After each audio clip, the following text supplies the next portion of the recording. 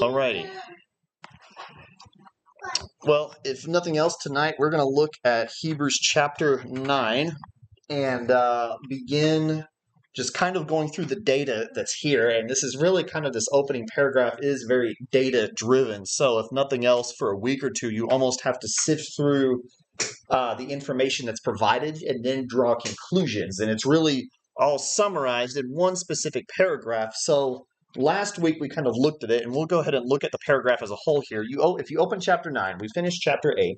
We finished this whole section that regards the nature of the covenant and why it had to be replaced and why there is a temporariness to that covenant, why it cannot save souls, it cannot sanctify souls, and for that reason it is required that it be replaced. And that's such a significant concept for the Hebrew believers, and really it is a significant concept theologically to deal with a will and plan of a sovereign God who designed something to be temporary and ultimately to be fulfilled and revealed and ultimately nullified in its direct presentation upon this world. It no longer has effect. The old covenant is no longer in any way, shape, or form functioning for believers, Greek, Jew, whatever the case may be.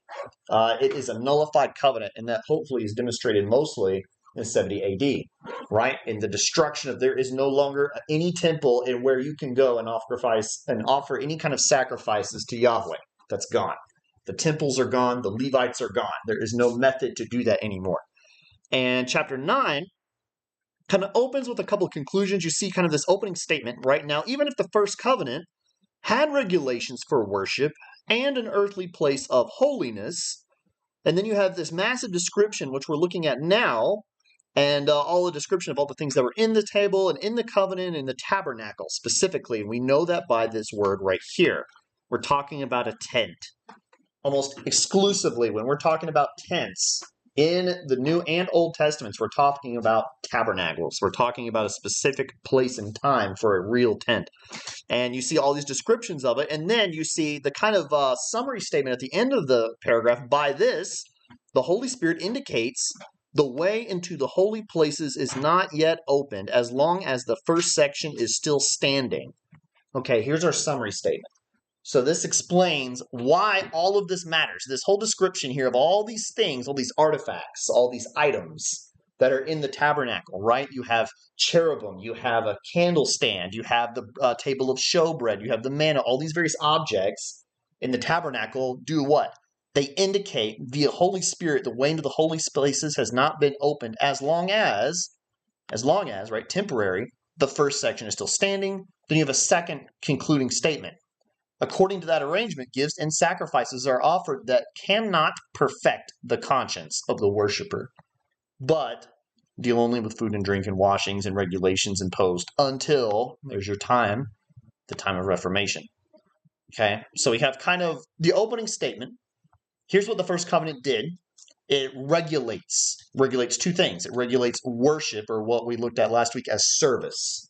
That Greek word is worship is a little bit of a misleading translation here in the ESV, and I believe the NASB as well. I believe the KJV renders it service or ministry, maybe. Ministry is a much better term because this term right here is only used Levitically. So this is a word that's talking about Levitical worship. It's talking about priests. It's talking about Levites. It's talking about people who do something, not just general worship of the people, very specific practices that Levite priests do. And we know that because it's joined together with earthly place of holiness, which is kind of almost a contrasting statement, right? Earthly holiness is kind of a paradox, right? This idea of earthly holiness. And so the author knows that. He realizes that there is this kind of irony to a human people designing earthly ministry that's supposed to be perfect, right? That's holy. And that's the purpose of the tabernacle. And so we see all that. And we look at that specifically in light of, and I have my rough drawing here, of the tabernacle. And you can read really Exodus 26 up through 30 that describes the tabernacle in detail, and we'll look at that here in a few minutes. But here's the map, right? This is just a very basic map here of all the objects in the tabernacle. And if you look at Exodus, it's designed very specifically. Every piece of furniture and every artifact in this tabernacle has a specific role to play And none of it is random, right? You have 3 specific kind of sanctuaries, 3 areas of the tabernacle. And remember, this is the God-mandated tabernacle. And in fact, I was reading a commentary and he makes a good point. The tabernacle itself is temporary by nature. It's a tent, right? It's designed to be picked up and moved. The whole goal of the tabernacle is it can travel. It can be moved from place to place. And that's the whole idea of the descriptions you see in Exodus 26. Make it out of goat skins, make it out of acacia wood, build it out of cloths, can fold it up and move it. When we move through the desert for 40 years, it comes with us. There's entire systems of how you're supposed to set it up and tear it back down. It's a temporary structure. Right? It's a simple structure. It's a temporary structure. It's never designed to be a truly permanent system. It's in itself very temporary. We know that because it has 3 sections. Outer courtyard is for the general populace. Anybody can walk into the outer courtyard with their offering. Right? This is where you bring offerings. This is where you bring your various animals to sacrifice. And this is where priests wash themselves as they conduct the offerings. Now, what you cannot do is you cannot go into the holy place. Levites alone go into the holy place. And there's only 2 items that are listed that exist in the holy place. Or excuse me, we're actually going to talk about that here in just a minute. 2 items we know of for sure that are in the holy place, and those are the 2 we looked at in verse 2. The menorah, the lampstand that has 7 heads, okay, that is set up and mandated to be in the tabernacle. You will see that in the holy place, not the holy, the holy. And it has 7 heads that are required to be filled morning and evening and constantly maintained for light. As long as the tabernacle is set up, these lamps burn permanently, 24/7. This lamp never goes out, and the priests maintain that. It also has the table of the showbread. And this is a reference to manna. You can look at this. Really, even Christ references this in the Gospels when he says David took the showbread out of the temple. He's referencing this. He's referencing this table that David came to the tabernacle and actually was allowed to have the actual bread off the table that was specifically set aside for the Levites, and it's for show. And we looked at that word last week as well. It is literally show bread. It's revealed bread. And the idea of is it's not necessarily for eating. It's for showing people. It's supposed to be a symbol. And in this case, we look at Exodus, I believe it's 28. It shows the provision of the Lord. It sets always before the Lord as a demonstration that he provides manna.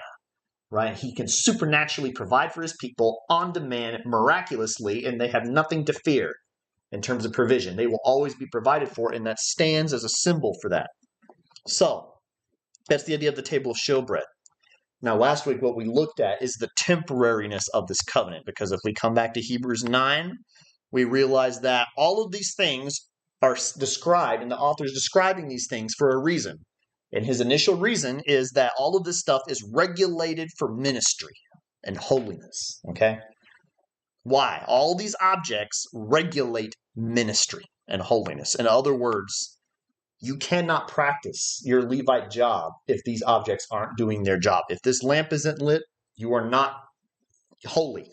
You're not doing the earthly holiness job. If the bread isn't here, it's not holy.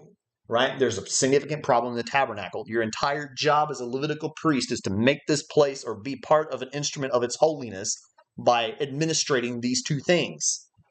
Now, we know the author's ultimate point is going to show up in verse 10, right? Which is that all of this doesn't perfect any consciences and the holy place is not open. Okay? God has not yet openly had relationship with mankind, and also it doesn't change anybody.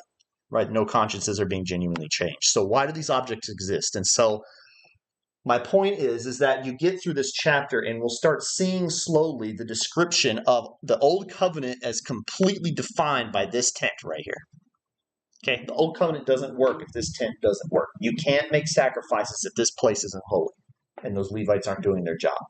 Everything about the Mosaic law crumbles if this tent doesn't do its job. What is the job this tent is doing? Well, hopefully what the author is going to reveal as time goes on is that this entire thing points to something greater than a tabernacle, right? Something much more intrinsic and important, and is ultimately pointing to Christ. Now, last week we looked at the fact the menorah symbolizes, and we'll get into this another time, that God provides through Christ light and bread. God provides and God guides, right? He is the light that never goes out, and he is the bread that is always a demonstration that he will provide. right? You will always can look at Christ and know you will be provided for. You have nothing to fear. You can always look at the menorah and say, he will always give us light, right? Now, we get to this verse, which becomes very textually complicated. And I've got verses 3 and 4 lumped together here. I'm going to translate these, and we will look at them in detail. So, we have our opening prepositions. We have meta de. So this is the word for with. Meta means with. It's just a simple preposition. De is a kind of connecting participle. We would switch them in English, but in Greek it would be with, but, or with, however. You might be able to put it that way.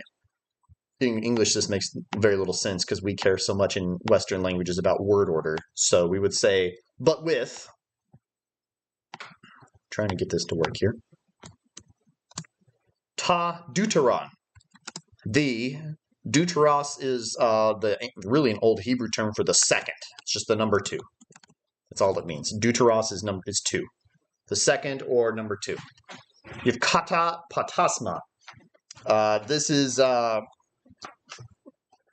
second. Patasma is curtain, or some kind of like skin. Even it can be described as like some kind of cloth of some sort. Skene, tent. This is just a simple noun, tent.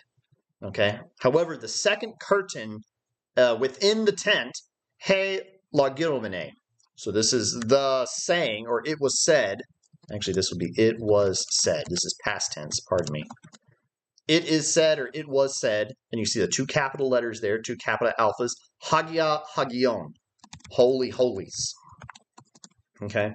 Now he's definitely talking about the inner sanctum, right? The holy holies. Then you have, now we have the description, comma, description, we would actually do this, crusun, golden. Chrusos is gold. We get our word crucible from it. You melt gold in the crucible. Chrusos is the gold or golden. Golden, ekusa. This is just a simple verb. To have or having, since it's a participle form here. Having, thumia terion. This is an altar, but it's a very specific kind of altar, and we'll look at that here in just a minute. Kaitain, okay, so we have gold, the altar having gold, and the kabuton, box, literally a box of the, this is genitive, of the diathekes. You might recognize this word covenant, the box of the covenant. We're talking about the ark, right? He's definitely referencing a specific box here. Peri kekal lupene. This is a big old participle word that means to cover, or having been covered. This will just say being covered. Covered up. Pontothen, completely, or all. Crucio. Probably might recognize that from up there. Crucion, covered in gold. It's covered in gold. Definitely speaking of the Mosaic ark here. In which, 2 prepositions, stamnas.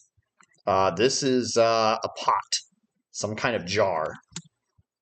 Kruse, golden. It's a golden jar. Ekusa, having. Ta manna. You might recognize that. The manna. Kai he. And the, right here, starting here, rabdas. Rabdas is like a rod or a staff, a stick. And we know that because you got another capital here. Aaron. Aaron. This is Aaron's staff. He blastesasa. The growing or the budding in some way. Is she okay? She's just managing. Sorry, give me just a second here. Yeah. She's just micromanaging the children.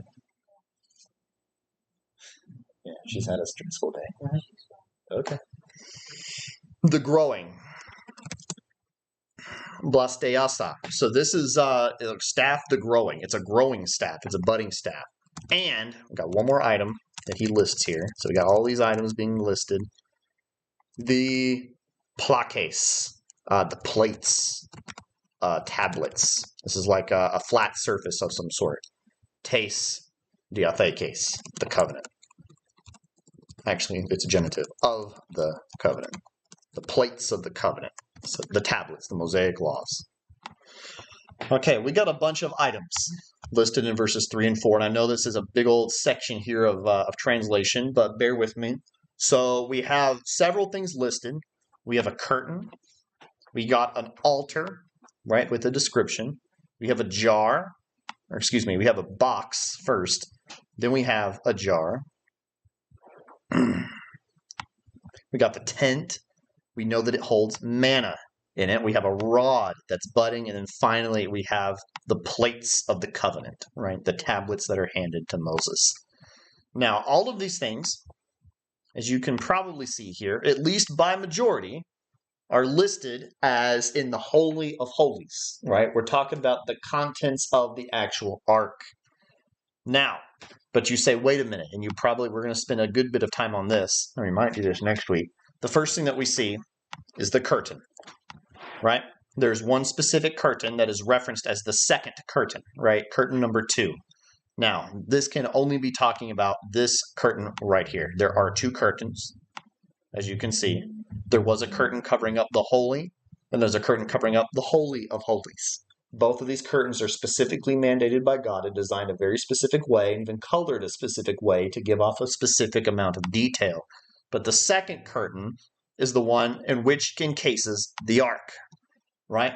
There is a Holy of Holies sector that the Ark of the Covenant sits in, along with several other items, and this is the most forbidden place on the planet during the time of Moses, right? You cannot enter this place. There is only one man that is allowed, permitted to enter this place one time a year, period, and that is it. And this is the curtain that divides man from God.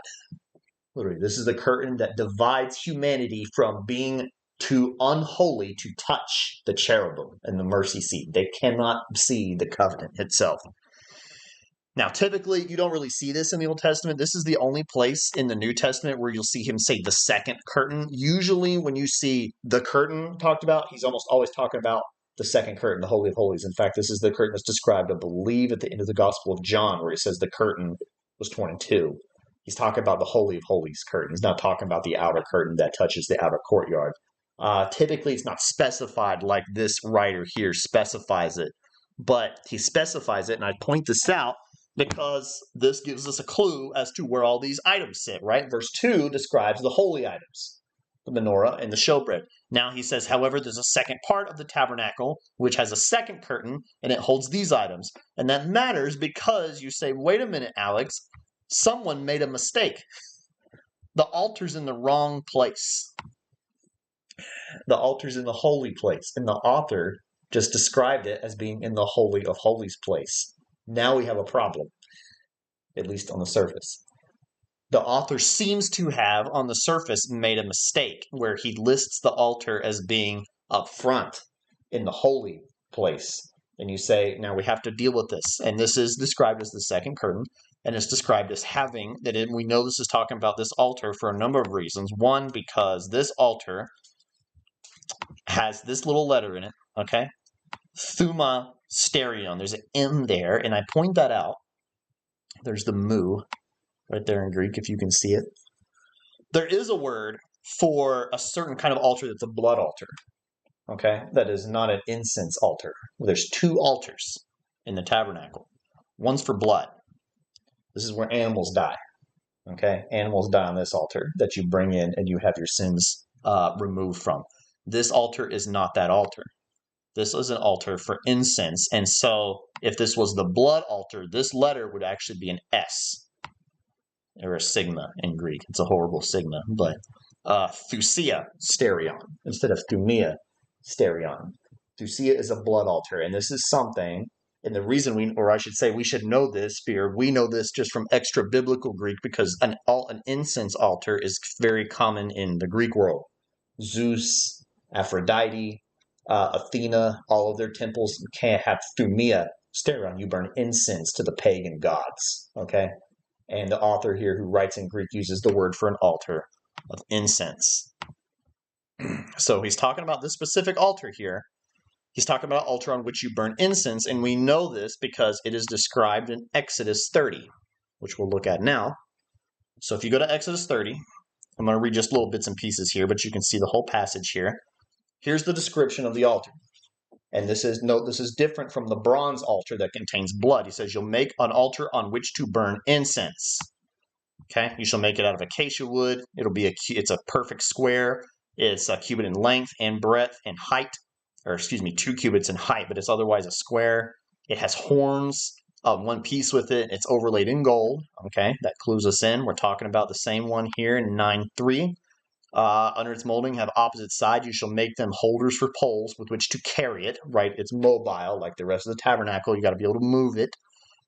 You shall make poles of acacia wood. You shall put it in front of the veil that is above the ark of the testimony, in front of the mercy seat that is above the testimony, where I will meet with you, speaking to Moses. Okay, so here was our positioning in the tabernacle. All we know, or at least strictly speaking from Hebrew, is that it goes in front of the veil that covers the ark of the testimony. It's in front of the mercy seat. And you say, wait a minute, there might be a way in which we could explain this as being on the other side of the curtain. Wait, is he saying in front like here? Maybe we could make an argument that in Exodus 30, he's actually saying it's right here. It's in front of the curtain and it's in front of the mercy seat. We'll get to that here in just a minute. Part of the problem you run into if you make that argument is this one. Aaron's going to burn fragrant incense on it every morning when he dresses the lamp, he shall burn it. And when Aaron sets the lamp at twilight, he shall burn it, a regular incense offering before the Lord throughout your generations. Aaron has to have daily access to this altar. You can't do that if it's on the other side of the curtain. Okay, so now we have a logic problem. You shall not offer unauthorized incense on it, or a grain offering, or pour out a drink offering on it. So he says this is specifically set aside for incense, and it has to be specifically regulated incense. Aaron shall make atonement on its horns once a year. In the blood of the sin offering of atonement, he shall make atonement for it on once a year throughout generations. It's most holy to the Lord. Okay, this is the only description we have of where it's positioned, how it's built, and what it does. It's not for blood, it's for incense. You only put blood on it one time a year, but it has to be something that Aaron can access regularly. So, there's a couple problems and a couple difficulties that we run into. And commentators have a varied amount of thoughts as to how this seeming mistake came about. And it is difficult. I'm not going to be able to give you an easy answer. So we kind of have to pick through a number of interpretations that have been handed down and see which one makes the most logical sense, because we are assuming, right, that if the scripturally inspired author did not make a mistake, that there is some sense in which this altar is correctly described.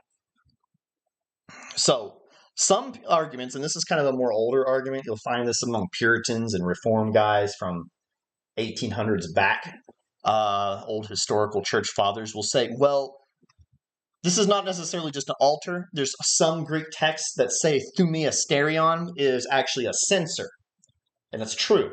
You can find some pagan Greek texts that say we took the thumeasterion as a censer, as some kind of mobile gold-plated, like a shovel, like a bowl. And you can look this up. You think of Eastern Orthodox churches to this day. If you go to like Eastern Europe, the Eastern Orthodox, they wave the censer around. You've probably seen that. And as they go down, that's a censer, right? It's a mobile incense burner. And they say, well, there is one case in the Mosaic Law where Aaron actually has to take a censer in a mobile censer. And he's talking about Leviticus 16.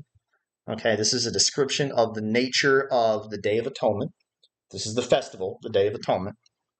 Aaron shall present the bull as a sin offering for himself. He shall make atonement for himself in his house. He's got to atone for himself first.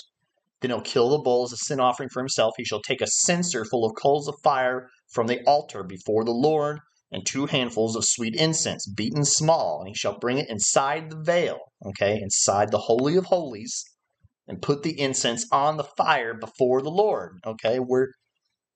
So at some point, fire and incense are going into the Holy of Holies on some kind of mobile thing that Aaron has. But the cloud of the incense may cover the mercy seat that is over the testimony, so that he does not die. He shall take some of the blood of the bull and sprinkle it with his finger in front of the mercy seat on the east side, and in front of the mercy seat he'll sprinkle some of the blood on his finger, or with his fingers 7 times. Okay, so some commentators say in verse 3, he's not talking about the altar, he's talking about the censer. Okay, the mobile object or item that Aaron used to bring it in on the Day of Atonement. And that is what the author's describing.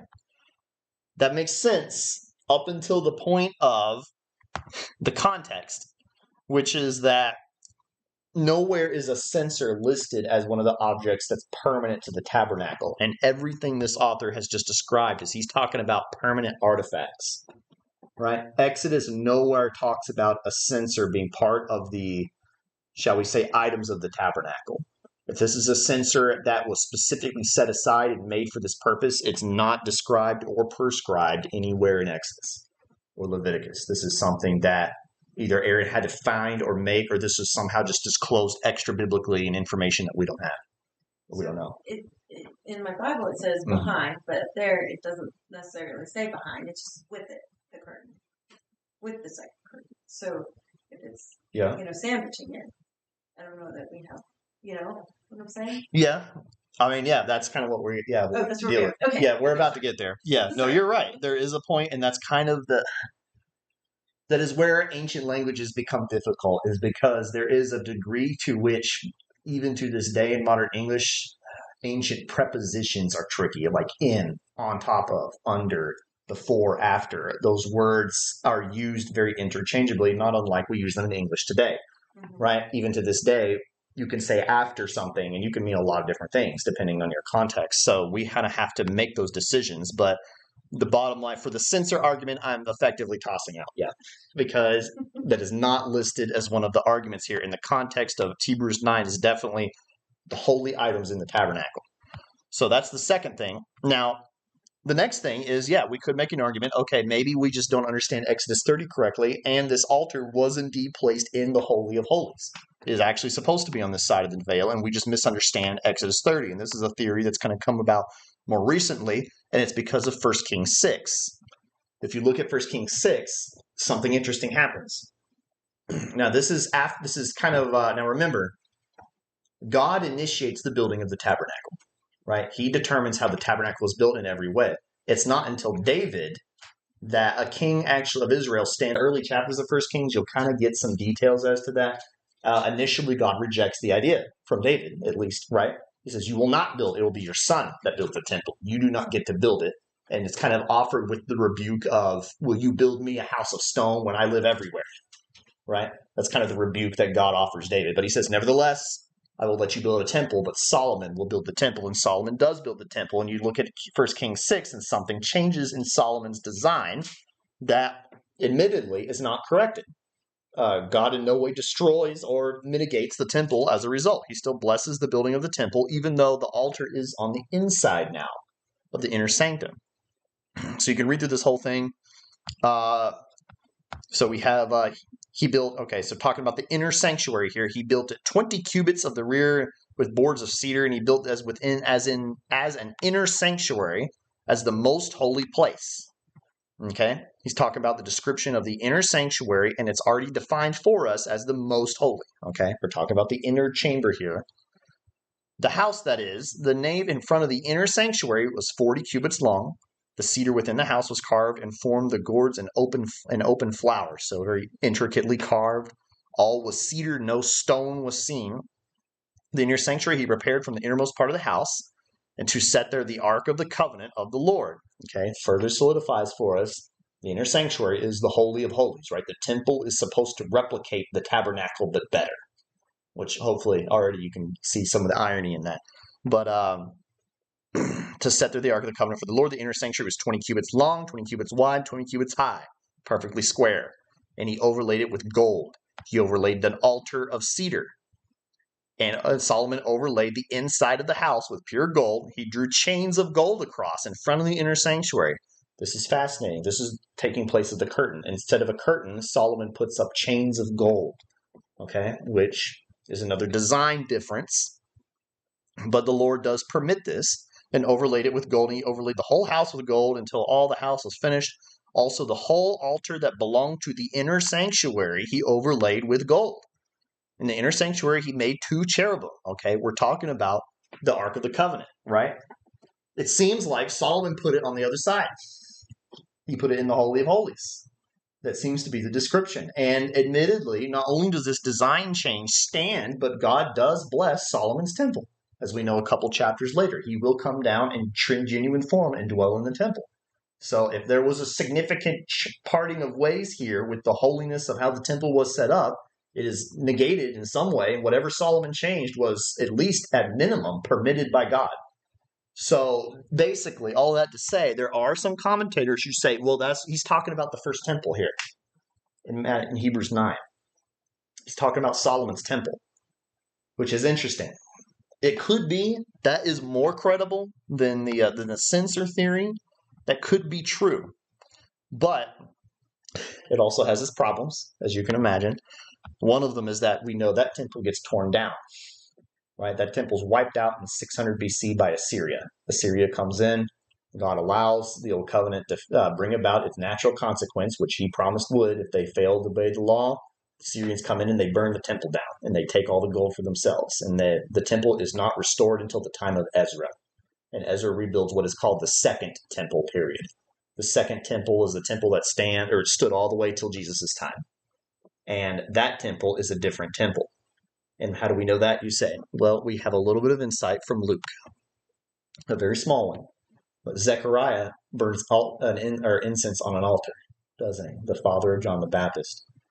He is not the high priest, and he's most certainly not in any way accomplishing the work of the Day of Atonement. But he burns incense, which we know is in fact prescribed, right? You are supposed to burn incense in the morning and in the evening in the temple. And in fact, one of the things that we learn as an interesting side note about Jesus' time, by the time we get there, is that apparently this morning and evening hour were accompanied by prayer. It was not uncommon that the whole multitude or the people of the city of Jerusalem would come and they'd pray at the hour of the incense in the morning, once in the evening. Not unlike you see even in Islam to this day. But this was the daily work of the temple. So here is Zechariah, Second Temple period, right? This is the temple post-Solomon, and he can clearly access the altar outside the Holy of Holies. So this kind of tells us a couple things. This tells us that if Solomon's design change stood, it didn't stand very long. It was wiped out pretty quickly. So it could be that this author is talking about the temple here, or he's referencing at least some aspect of how Solomon's temple was built, which they definitely saw as the great and glorious temple of the line of David, and it was an elevated thing, the temple of Solomon, the temple of David. Even in the Gospels, we see Jesus stands on Solomon's portico. The Greeks and the Romans and Herod even built bigger, better temples, but they longed for the days of Solomon, right? His great temple. Could be that makes more sense. But one of the problems that you again run into is it was a temporary artifact, and it would be very unusual and, in fact, a little bit out of context for this author to say tent. Right? That's what was catching me. Yeah. It's a tent. He's talking about a tent. He's talking about a place with curtains. There's no curtain in Solomon's temple. There's gold chains. Right? So, again, you have to deal with that. So, like you're referencing, probably the most probable explanation is that there is some sense in which we are referring to it being in front of or before the Holy of Holies, but not actually inside.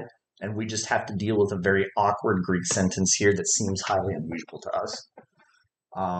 In other words, option 3 is this author, the author of Hebrews, is saying that all incense altar made up part of the Holy of Holies, even if it's not technically on the right side of the curtain. It's included. In other words, he's including all of this as one Holy of Holy unit right here.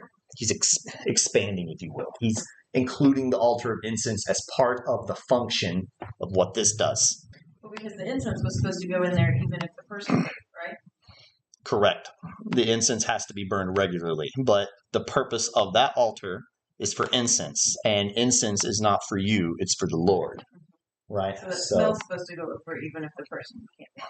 Exactly, which is part of the entire thesis of the curtain. Yeah, exactly. And there are commentators that point out, and rightly so, that the incense, if you've ever seen incense, it's a smoke. It goes through a curtain. It goes through a tent. So the idea is it should vape itself into the Holy of Holies, for lack of a better term. So that makes sense, and that's a good point. you still have to deal with the fact, even if we go with that option, which I agree with is probably the most likely option, that it's a very unusual exception that he's just made to his very usual careful description. Up to this point, he's been very careful about describing the various sections, and this is a very unusual exception for him to make without any further context for us. I don't know. That's a kind of part and parcel of what you have to deal with this text. If we accept that as the driving theory, and I agree that's probably the most logical case, in every other way and with every other item, he's been very precise and very locative. So it's a very strange, different take that he's using in describing it in this way. But nevertheless, it is very possible. And one commentator says this way: it's been suggested that he regarded the Holy of the Holies, Hagia ta Hagia, irrespective of the veil, as symbolizing the heavenly sanctuary. So this is more of like kind of a side note option in addition to that option. In other words, the author is saying, well, maybe he's just being very symbolic about heaven. He's speaking of the true Holy of Holies now in the New Covenant, which is the throne of God, right, that sits in the heavens right now, the incense that burns before God at this exact moment. Maybe. Again, you have to deal with tent. So contextually, we still have a lot of problems to solve, but it could be just he's being very symbolic with this one particular object. But no matter what way you spin this, it is difficult. You have to deal with a difficult text here, and there's a couple of interpretations that make sense, but none of them is without some drawback that we have to deal with. All that being said, I will still go on record saying this is not something that I believe hangs us up significantly in this passage. This is not the main goal of this author, is to be precise in his layout. I mean, obviously, we know even if this is inspired scripture, his goal here is not necessarily to describe to you every item in its entirety to every level. And in fact, he's going to say that in verse 5, which we'll get to next week, right? He even says, all these items I can't describe in full detail. His goal isn't necessarily detail. His goal is, why do these items exist? What are these items telling us? Why are these items symbolic of something? So this is the commentator I probably most agree with. This is F.F. Bruce on Hebrews. He says, it smacks of special pleading to argue that our author does not say that the incense altar was situated in the Holy of Holies, but speaks of the Holy of Holies as having a golden altar. So he kind of goes with this prepositional argument. The participle having should naturally mean the same thing with reference to the incense altar as with reference to the Ark of the Covenant. There was, however, a special connection between the incense altar and the Holy of Holies, that implying that the lampstand and the showbread don't have.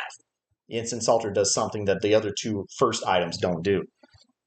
No matter on which side of the veil the altar stood, on the one day of the year when the Holy of Holies was entered, the incense altar played a significant part. Not only was the Holy of Holies never entered without incense from the incense altar, but the blood of the sin offering on the Day of Atonement was sprinkled on the horns of the incense altar as well as on the mercy seat. So he's kind of going with that argument. A lot of the incense altar serves a Holy of Holies purpose that the showbread never does and the lampstand never does. That makes a lot of sense, theologically speaking. Now, I'm going to get to, I've already used up all my time. We'll talk about the purpose of the incense altar here in just a minute, because I'm going to lump that in with the covenant, the ark, because that's the last item that's discussed, and it has a bunch of sub-items in it, right? Now, this I had to be refreshed on. The Ark of the Covenant does not just contain the tablets. It actually contains two other items in it. And we're going to look at those items that are described in verse 4, which is there's a staff, and there's also a jar of manna in the ark. Now, you can see this description. We're clearly talking about the ark, the Exodus 25 section, the ark of acacia wood. Now, it's made very specific. It's made to be portable, right, in the same way. You can see you make poles of acacia wood and overlay them with gold and carry the ark that way. And you should put into the ark the testimony that I shall give you. Okay, talk about the stone tablets. So clearly the covenant is laid in the ark. This is the law box, literally. This is the box of the agreement and contract that God signs with Israel. This is the most holy of holies object that exists in Moses' time. And it's clearly the chief landmark of what's in the ark is the laws itself. But there's two things, and there's actually two stories, and we're going to look at these in just a minute, of these two objects that exist inside the box. And one of them is the budding staff. Let me decide. I'm deciding which one I want to do first. Before I do the altar, let's do the two objects, if I can find them here. I had them. Well, we'll just do it this way. If you look at number 17, you will have the story of the staff. Number 17 is, this is after the tabernacle and the ark have all been made. Okay, this is a rebellion that happens, and I believe this is the rebellion of Korah, if I'm not mistaken. In number 17, you have a story where the sons of Korah come to Moses and they say, you made all this up, and God is not with you. This is all a massive scam that you have designed to bring us out in the desert and be king over us. And you just brought us out of Israel to be our master and pretend that you hear from God when you don't. And Moses calls their bluff, and he says, okay, fine, every member or every tribe provide one staff and write your name on the staff, and we'll put them in front of the ark. And in the morning, the one that buds is the one of whom God has chosen to be high priest. And lo and behold, Aaron's staff is the one that buds. And you can even look at, I believe it's number 1732, I think. I might be off on that, but it says it yielded almonds. It apparently budded with flowers and grew almonds overnight. And that was a symbol that God indeed spoke through Moses and also Aaron, right? That Aaron is the one that God selected. And then, of course, the consequences ensue. But you can read that section where it's God even says, put that rod in the ark. Include it with the ark. If you look at Exodus 16, there's just a very brief description. There's just a couple lines. It's very small, where this is the middle of the Manna passage. I know I'm jumping around here. Exodus 16 is the chapter on manna where God miraculously provides bread overnight for the people of Israel when they complain. And there's a section in verse 32 where God instructs Moses, fill a jar with the manna and put it in the ark. And he even says it will be a sign to generations to come of the provision of the Lord, that the Lord provides. And here it is. You can look in this jar and you can see the bread, the manna that is there, that God made for you on demand instantaneously as you needed it. And it's set there for a sign. So 2 other items actually exist in the law on top of the stone tablets inside this box. Okay? Now, all of these things symbolize something, right? And we know ultimately the argument, I'm playing all my cards now, is all of these items symbolize Christ to a degree. Trying to decide if we want to do that. You guys want to do that? You want to do another 10, 15 minutes, or you want me to stop and do this next week? I'll let you decide. I have to go pick up my girls. Okay. Well, you know what? I want to hear it, so I'd rather do it next week. Okay. Fair enough. All right. Well, what we will do we'll go ahead and close this for tonight. These are the different objects and their descriptions. I know I mostly wanted to handle the incense problem because this is kind of touted as an error in Scripture. And you look at it very surface level, and it looks like that for sure. But we can see here, and like we mentioned, or I mentioned before, there is a degree to which even to this day, there's a lot of Scripture that we just don't understand simply because of ancient language problems.